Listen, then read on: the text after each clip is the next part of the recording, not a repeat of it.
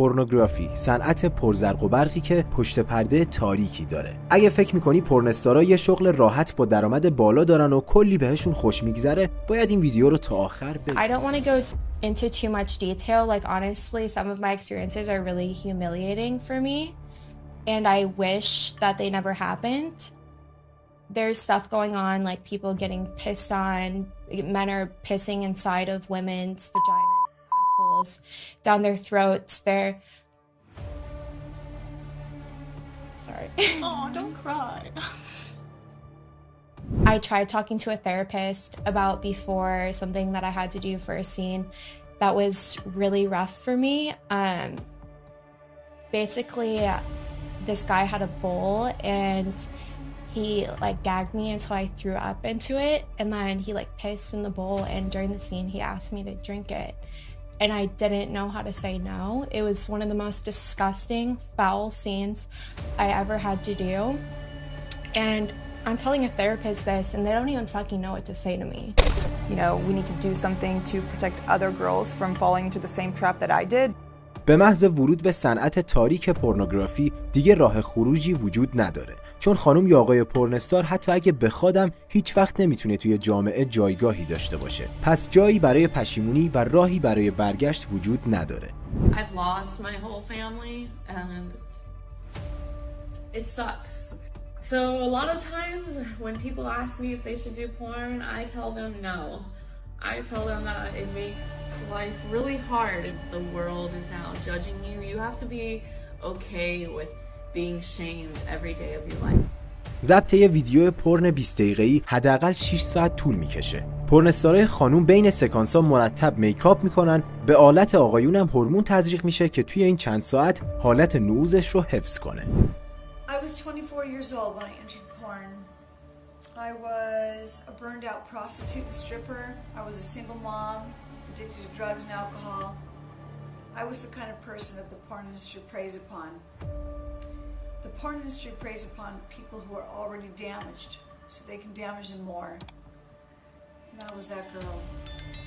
They promised me fame, fortune, attention. They promised me I would be the next biggest, hottest porn star.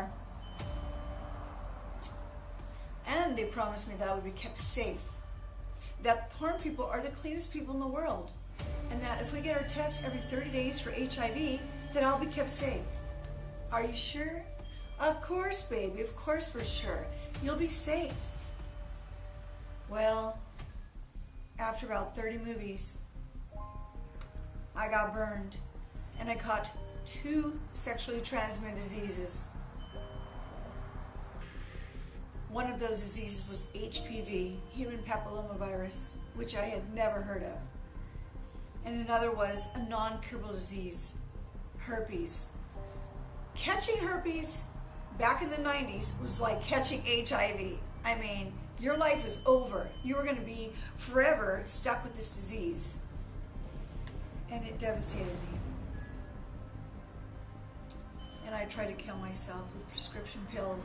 I didn't care anymore.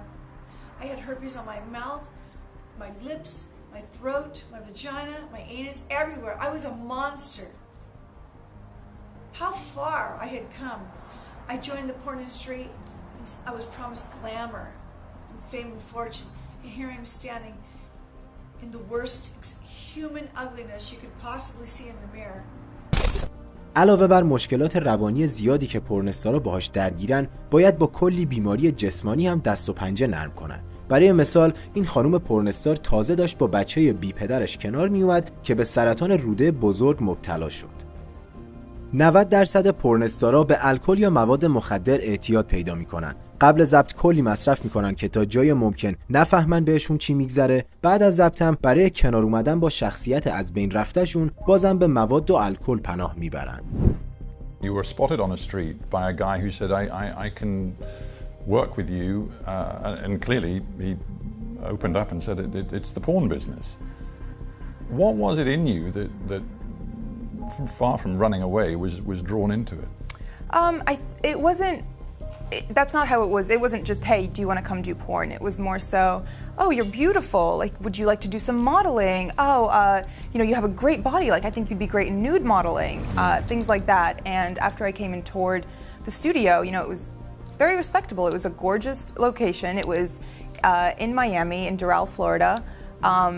It was clean. Everyone who worked there was nice. All of their cubicles were decorated with family photos. Like, it was nothing dodgy or that made me uncomfortable. And after the first time I went in wasn't the first time I filmed a porn movie.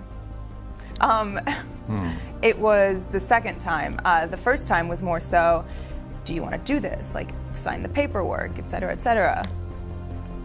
بدون شک مشکلاتی که پورنستارا درگیرشن عواقب یه تصمیم اشتباهی که خودشون گرفتن. اما این تازه شروع مصیبته، چون بعد از این اشتباه دیگه قدرت تصمیم گیری هم ازشون گرفته میشه. تا الان بیشتر از 200 تا پورنستار به خاطر زندگی سختشون خودکشی کردن یا جسدشون بعد از اووردوز پیدا شده.